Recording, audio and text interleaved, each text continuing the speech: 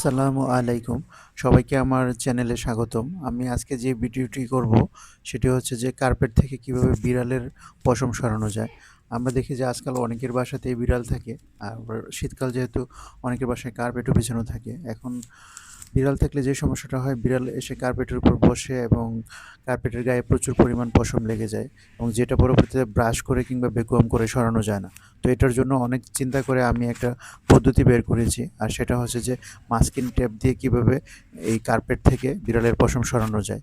তো আমি সেটা করে দেখাচ্ছি আপনাদেরকে। আপনারা ভিডিওতে দেখছেন যে আমি কিভাবে একটি মাস্কিং টেপকে ভাঁজ করে নিয়েছি এবং সেটা দিয়ে কার্পেটের গা থেকে পশম সরাচ্ছি। দেখেন অলরেডি অনেক পশম এটার মধ্যে লেগে গেছে টেপের মধ্যে। যেটা হচ্ছে যে আপনি নরমালি যদি ব্রাশ করতেন বা ভ্যাকুয়াম করতেন এই পশমগুলো কখনোই উঠে আসতো না। কারণ এগুলো কার্পেটের যেই আপনার থ্রেড থাকে সেটার ভিতরে এবং কার্পেটের যে ফারগুলো থাকে সেটার ভিতরে ঢুকে যায়। যেটা হচ্ছে যে নরমালি বের হতে চায় না ভ্যাকুয়ামে। এটা আপনি ট্যাপ দিয়ে এইভাবেই সরাতে হবে। আমি এখন পর্যন্ত যতগুলো পদ্ধতি ট্রাই করেছি তার মধ্যে এটাই আমার কাছে বেস্ট মনে হয়েছে। আমি নিজে এটা এক্সপেরিমেন্ট করেছি। আপনারাও চাইলে বাসায় এক্সপেরিমেন্ট করতে পারেন।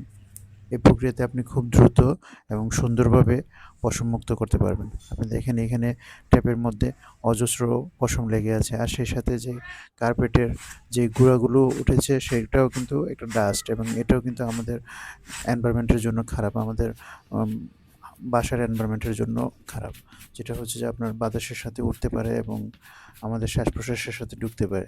তো এই প্রক্রিয়াতে পরিষ্কার করলে একই সাথে আপনার ডাস্টগুলোও পরিষ্কার হয়ে যাচ্ছে এবং পশমগুলোও উঠে যাচ্ছে।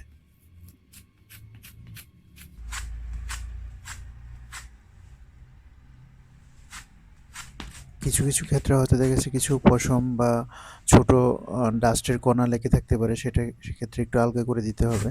আদারওয়াইজ 99.5% ডাস্ট এবং পশম আপনি এই প্রক্রিয়াতে পরিষ্কার করতে পারবেন।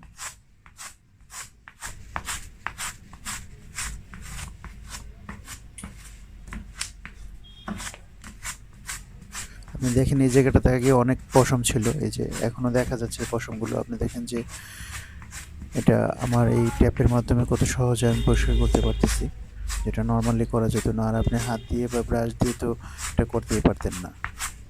এই যে দেখেন পশমগুলো খুব সহজেই উঠে যাচ্ছে।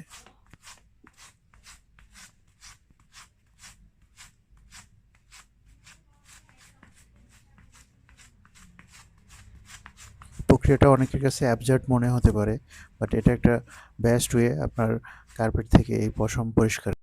বিশেষ করে ওই কার্পেটগুলো যেগুলোতে পশম খুব ক্লিয়ারলি দেখা যায় কিন্তু পরিষ্কার করা খুবই টাফ। আশা করি যে আমার ভিডিওটি সবার ভালো লেগেছে। ধন্যবাদ। লাইক করে পাশে থাকবেন।